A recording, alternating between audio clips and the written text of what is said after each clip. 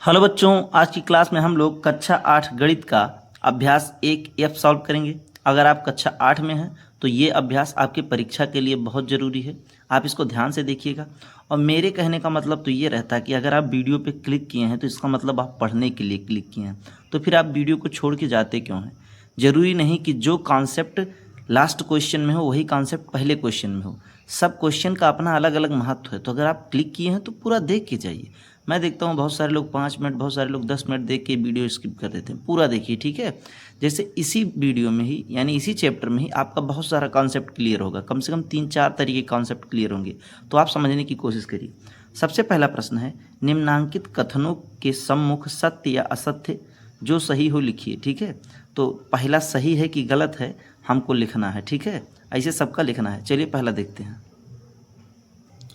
पहला क्वेश्चन है -6/7 प्लस 6/7 परिमेय संख्या नहीं है। चलिए एक स्टेप इसको सॉल्व कर लेते हैं। वैसे देख के ही लग रहा है कि ये परिमेय संख्या है। पूछिए कैसे।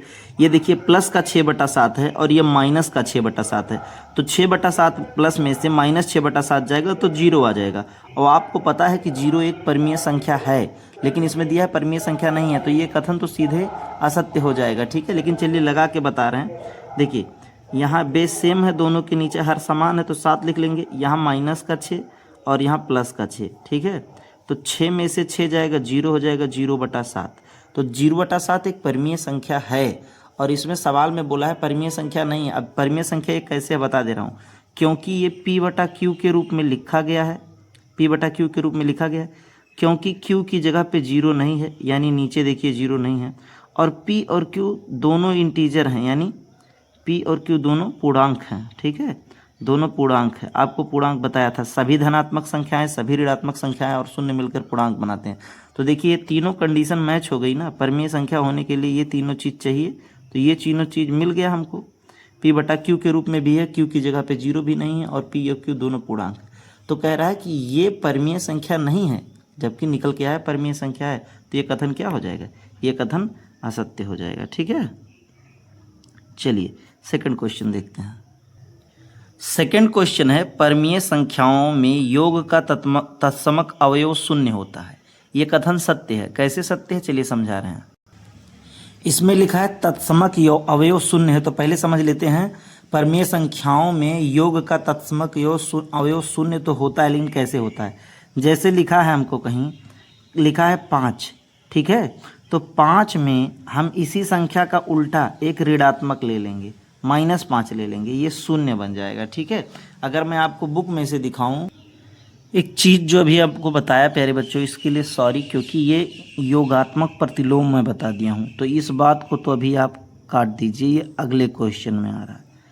तत्समक अवयव क्या होता है इसको मैं आपको फिर से समझा रहा हूँ। देखिए तत्समक अवयव होता है कि यदि हमको कोई परिमेय संख्या मिल जाए तो उसमें अगर हम शून्य जोड़ते हैं तो वही परिमेय संख्या आएगी, और यही योग का तत्समक अवयव होता है। योग का तत्समक अवयव हमेशा शून्य होता है। और देखिए बुक में कैसे समझाया है, बात को समझने की कोशिश करिएगा।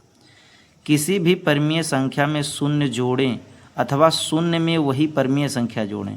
कहने का मतलब है कि 5/3 एक परिमेय संख्या है। अगर इसमें हम शून्य जोड़ें तो वही संख्या मिलेगी हमको।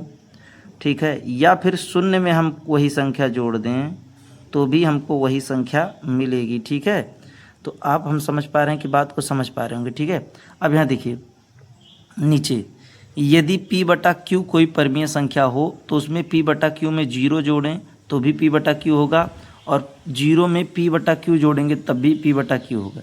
इसी प्रगुण के कारण हम शून्य को परिमेय संख्याओं के योग का तत्समक अवयव कहते हैं।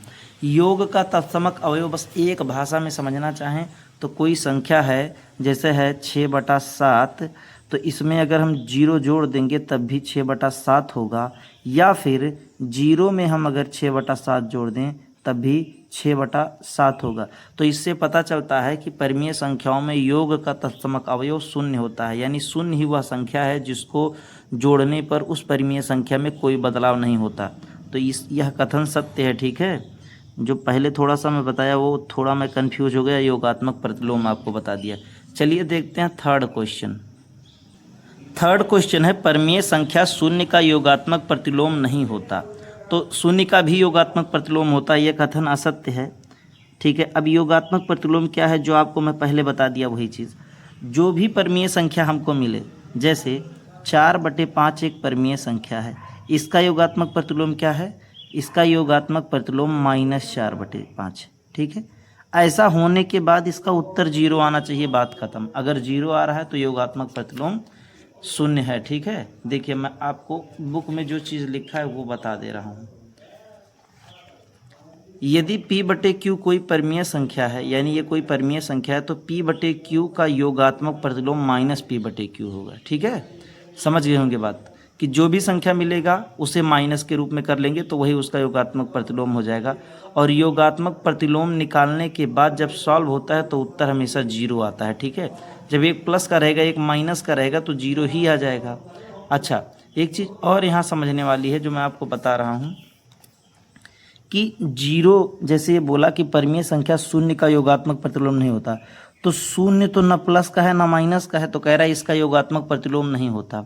हाँ नहीं होता, ये जैसे अब शून्य में से क्या माइनस कर देंगे शून्य को, शून्य ना ही धनात्मक संख्या है ना ही ऋणात्मक संख्या है, शून्य को उदासीन संख्या कहते हैं। ठीक है, लेकिन परमीय संख्या शून्य का योगात्मक प्रतिलोम होता है, और वह क्या है, शून्य का योगात्मक प्रतिलोम शून्य ही है। ठीक है, तो आई होप आप समझ गए होंगे इस बात को। चलिए फोर्थ क्वेश्चन को देखते हैं। फोर्थ क्वेश्चन है प्यारे बच्चों सॉरी, किसी ऋणात्मक परमीय संख्या का योगात्मक प्रतिलोम एक धनात्मक संख्या होगा, धनात्मक परमीय संख्या होगा, तो ये सही है।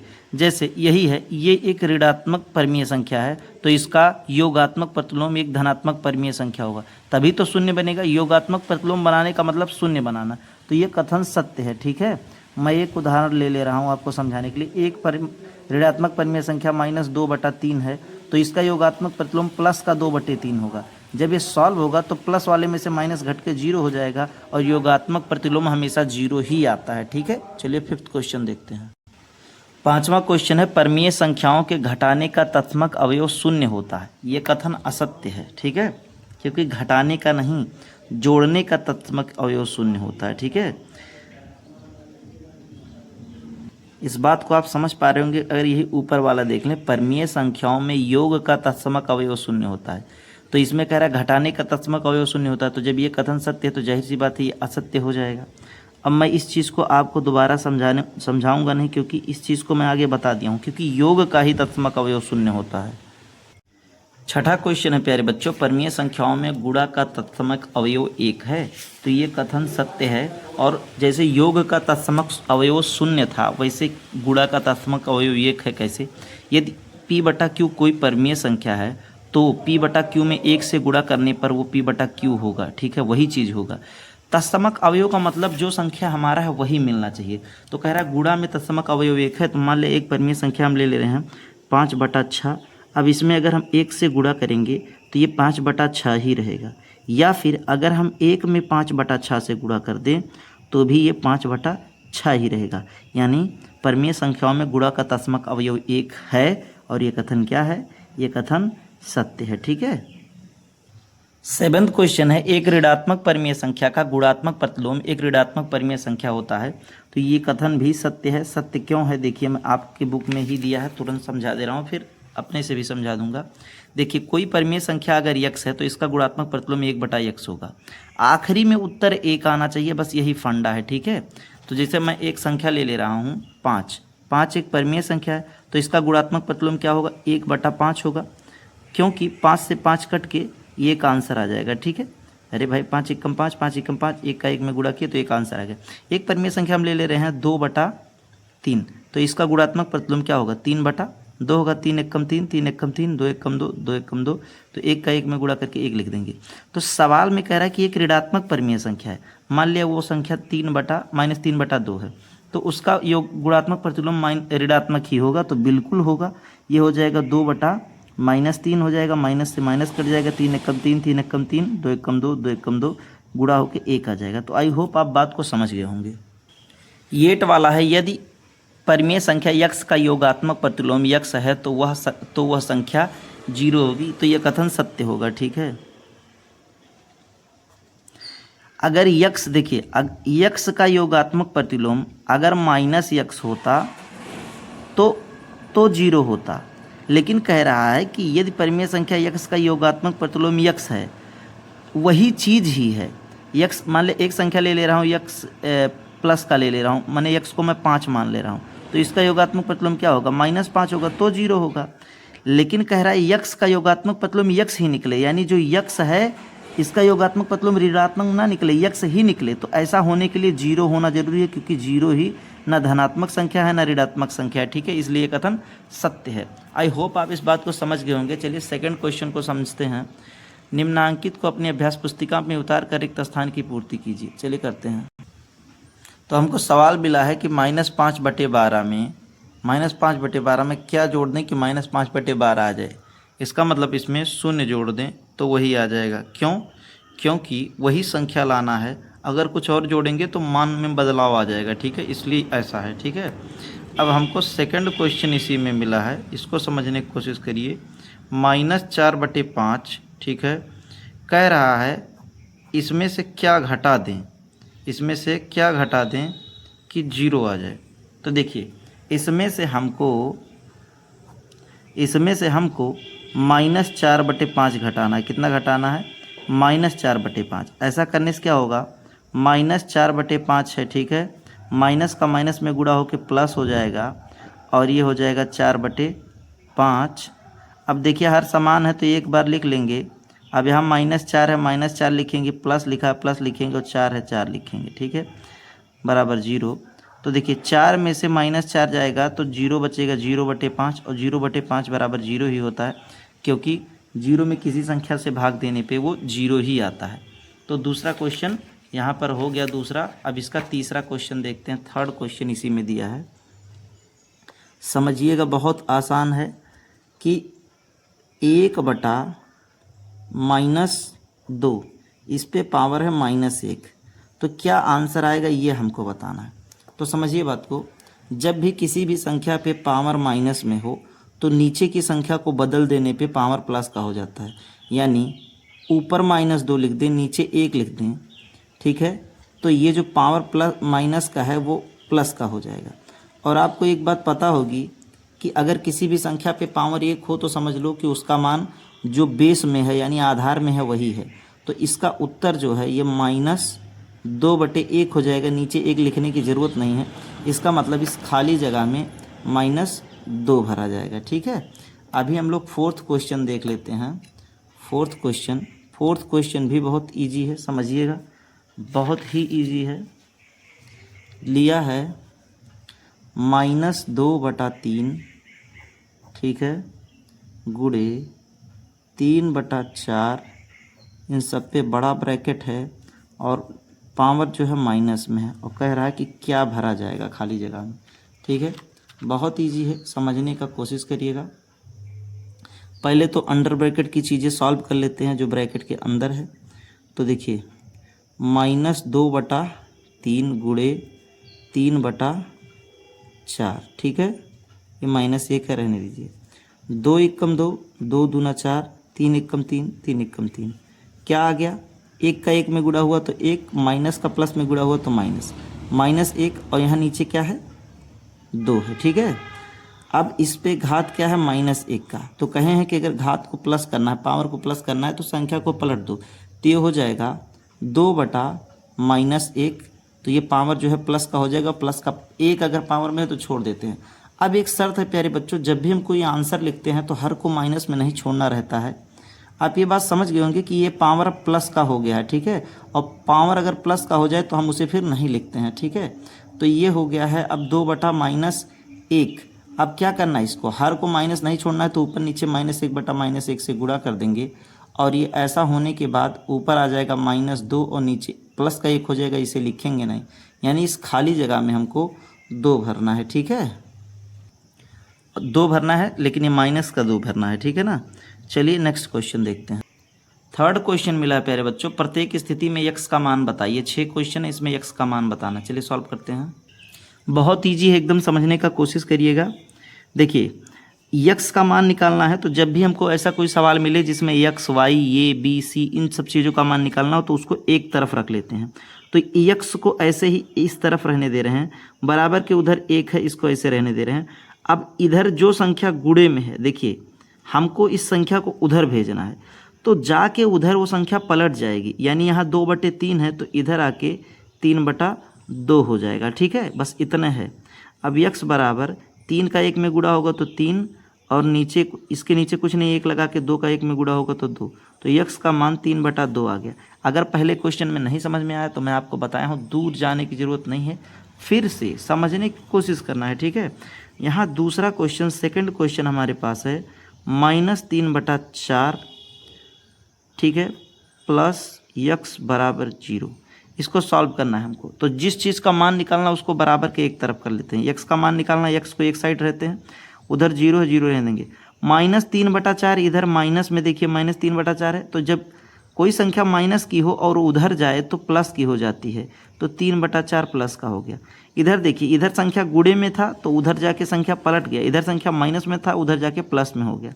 अब 0, किसी भी संख्या में अगर 0 जुड़े तो वही संख्या आंसर आता है, क्योंकि परिमेय संख्याओं का योग का तस्मक अवयव 0 होता है, यानी 3/4 इसका आंसर हो जाएगा। x का मान 3/4 आ जाएगा। ठीक है, चलिए नेक्स्ट क्वेश्चन देखते हैं। एक क्वेश्चन इस खाली जगह में हो जाएगा, फिर नेक्स्ट पेज में देखेंगे।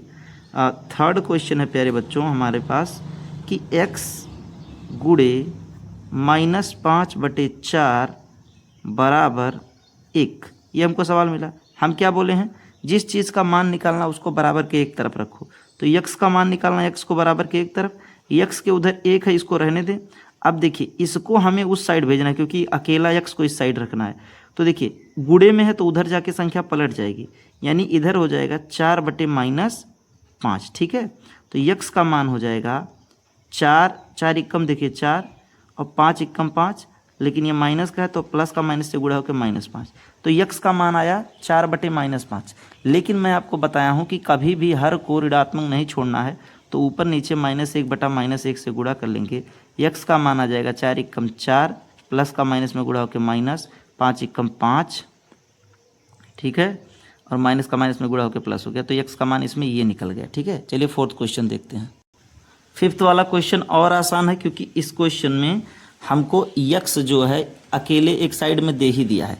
क्या करना है, माइनस से देखिए माइनस काट दीजिए, 5 एकम 5, 5 एकम 5, 4 एकम 4, 4 एकम 4, 1 का 1 में गुणा हुआ तो 1, नीचे भी 1 में 1 का गुणा हुआ तो 1, तो नीचे अगर 1 आता है किसी भी संख्या के तो उसको नहीं लिखते हैं, तो x का मान जो हमारा निकल के आ गया वो आ गया 1। ठीक है, यही हमारा x का मान है। हम लोग अपना छठा क्वेश्चन देखते हैं, तीसरे का छठा, यही लास्ट क्वेश्चन है, और ये क्वेश्चन है -7/6 प्लस 7/6। चाहे सॉल्व करिए या ना करिए, ऐसे भी बोल सकते हैं कि x का मान है 0 है, क्योंकि ऐसे समझिए एक संख्या प्लस की है, एक संख्या माइनस की है। 5 एक संख्या प्लस का है, एक संख्या 5 माइनस का, तो घटाने पे 0 ही तो आएगा। तो वैसे ही है, इसको भी अगर घटा करना चाहे तो कर लीजिए। देखिए बेस सेम है, एक बार नीचे 6 लिख लेंगे, ऊपर -7 है, -7 लिखेंगे, प्लस लिखा है प्लस लिखेंगे, फिर 7 है 7 लिखेंगे। अगर हर बराबर होता है तो नीचे एक बार लिख लेते हैं, ऊपर की जो संख्या जैसी है वैसे उतार लेते हैं। अब 7 में से 7 गया 0, 0/6 बराबर x। ठीक है, तो किसी भी संख्या से अगर 0 में भाग दें तो आंसर 0 आता है, यानी x का मान क्या आया, 0 आया। ठीक है, चलिए फोर्थ क्वेश्चन देखते हैं। फोर्थ क्वेश्चन भी बहुत इजी है, समझिएगा। निम्नांकित परमीय संख्याओं के योगात्मक प्रतिलोम बताइए। ठीक है, योगात्मक प्रतिलोम बताना है, चुटकियों का काम है। देखिए उसमें पहला क्वेश्चन दिया है, फोर्थ में पहला क्वेश्चन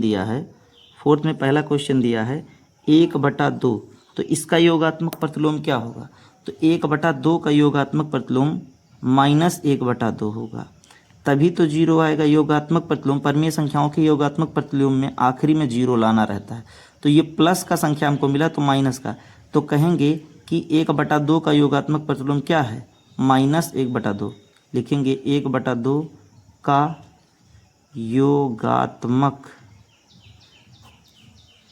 प्रतिलोम क्या है, -1/2 है। इसका सेकंड क्वेश्चन देखते हैं, ये भी अच्छा है, -3/8। इसका योगात्मक प्रतिलोम क्या है, प्लस का 3/8 होगा, तभी तो प्लस वाले में से माइनस घट के 0 हो जाएगा, तो लिखेंगे -3/8 का योगात्मक प्रतिलोम क्या होगा, प्लस का 3/8 होगा। इसमें हम लोग थर्ड क्वेश्चन देखते हैं जो कि है जीरो का योगात्मक प्रतिलोम। इसमें जीरो उदासीन संख्या है तो इसे सीधे लिख देंगे जीरो का योगात्मक प्रतिलोम 0। ठीक है, इसमें ये नहीं करेंगे कि देखिए ये प्लस का है तो हम 0 माइनस का ले लें और कह दें कि देखो 0 आया, क्योंकि 0 एक उदासीन संख्या है तो 0 के साथ ऐसा कुछ नहीं करेंगे। ठीक है, सीधे लिख लेंगे कि इसका योगात्मक प्रतिलोम 0 है। अभी इसका लास्ट क्वेश्चन जो फोर्थ है उसको देख लेते हैं। Fourth question -4/-7। ठीक है, इसका योगात्मक प्रतिलोम क्या है, तो इसका योगात्मक प्रतिलोम है -4/7। ठीक है, बराबर 0 का। पूछे कैसे, माइनस से माइनस कट गया तो ये प्लस का 4/7 बन गया। अब प्लस के 4/7 में से माइनस का 4/7 जाएगा तो 0 हो जाएगा। तो ऐसे लिखेंगे -4/-7 का योगात्मक प्रतिलोम -4/7। ठीक है, अब हमारा फिफ्थ क्वेश्चन आ गया। ये भी बहुत इजी क्वेश्चन है। निम्नांकित परिमेय संख्याओं के गुणात्मक प्रतिलोम ज्ञात कीजिए। गुणात्मक प्रतिलोम, इसमें योगात्मक निकाले थे चौथे में, पाँचवें में हमको गुणात्मक प्रतिलोम निकालना है। बहुत इजी है, समझने का कोशिश करिएगा। पाँचवें में पहला क्वेश्चन है प्यारे बच्चों, फिफ्थ वाले में फर्स्ट क्वेश्चन है कि 8/13 गुणात्मक प्रतिलोम में हमको 1 लाना रहता है। जिसे योगात्मक प्रतिलोम में 0 लाना रहता है वैसे गुणात्मक प्रतिलोम में 1 लाना है। तो बताया था कि संख्या को रिवर्स कर लेना है। ये हो जाएगा 13/8। ठीक है, 13 एकम 13, 13 एकम 13, 8 एकम 8, 8 एकम 8। तो 1 का 1 में गुणा होके 1 आ गया। तो लिखेंगे 8/13 का गुणात्मक प्रतिलोम क्या है, 13/8 है, उसका उल्टा है, बस इतने करना है। इसका सेकंड क्वेश्चन भी इजी है, दिया है -6/19। क्या करना है, इसको रिवर्स कर देना है अगर गुणात्मक प्रतिलोम लाना है। लिख लेंगे 19/-6। -6 से -6 कट गया, 19 से 19 कट गया, आ गया 1। तो लिखेंगे -6/19 का गुणात्मक प्रतिलोम क्या है, 19/-6 है। ठीक है, नेक्स्ट क्वेश्चन हमको मिला है 17/-16। तीसरा है 17/-16। इसका हमको गुणात्मक प्रतिलोम लाना है तो क्या करेंगे, -16/17 कर देंगे। 17 से 17 कट गया, -16 से -16 कट गया, आ गया 1। हमको 1 लाना है तो क्या लिखेंगे, 17/-16 का गुणात्मक प्रतिलोम -16/17 है। अब लास्ट क्वेश्चन है जो छठा क्वेश्चन प्यारे बच्चों, इसके बाद ये एक्सरसाइज खत्म हो जाएगा। ये हमको मिल रहा है, इसको सरल करना है। अगर देख के बोला जाए तो इसका आंसर 0 है, क्योंकि किसी भी संख्या से अगर 0 का गुणा करें तो 0 ही आता है। तो इस क्वेश्चन को हम सॉल्व नहीं करेंगे। ठीक है, इस क्वेश्चन का आंसर सीधे आप लोग 0 लिख दीजिए, कोई दिक्कत नहीं है। ठीक है, आप ऐसे सोचिए, आप चाहे जितना बड़ा गुणा कर लें, जैसे -32 का आप -5/14 से गुणा ही कर लें, इससे कर ही लें, चाहे जो कर लें, लेकिन आखिरी में तो आपको 0 से गुणा करना है, और 0 से किसी भी संख्या में गुणा करें तो आंसर 0 आ जाता है। इसलिए इसको सॉल्व नहीं करेंगे। और यहीं पे आपका एक्सरसाइज खत्म हो गया। आई होप आप लोगों को सब चीज़ अच्छे से समझ में आ गया है। अगर आपको किसी भी क्वेश्चन में कोई डाउट लग रहा है तो आप कमेंट्स में बताइए, मैं उसे रिप्लाई दूंगा। अगर आप क्लास 8 में हैं तो आप इस चैनल को सब्सक्राइब कर लीजिए। चाहे विज्ञान हो, चाहे भूगोल हो, चाहे इतिहास हो, चाहे जो सब्जेक्ट हो, मैं सभी सब्जेक्ट के सॉल्यूशन आपको इस चैनल पे प्रोवाइड करा रहा हूँ। आप चैनल पे जाके देख सकते हैं।